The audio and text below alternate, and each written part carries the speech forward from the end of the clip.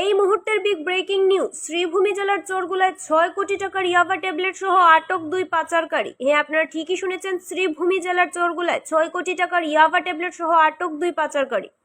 20,000 ইয়াবা ট্যাবলেট সহ 2 পাচারকারীকে আটক করতে সক্ষম হলো সদর থানার পুলিশ।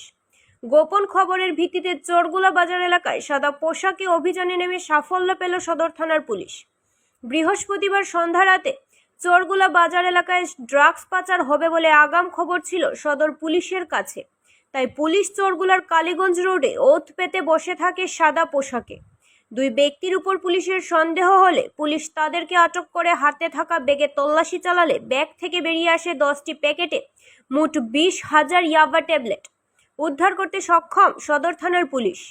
এতে আটক করা হয় চোরগুলা বসন্তপুর গ্রামের শাহাবুদ্দিন ও ইলাস উদ্দিন। পরে এই 2 ড্রাগস পাচারকারীকে আটক করে সদর থানায় নিয়ে যায় এবং টানা জিজ্ঞাসাবাদ চালিয়ে যাচ্ছে বলে জানা যায়।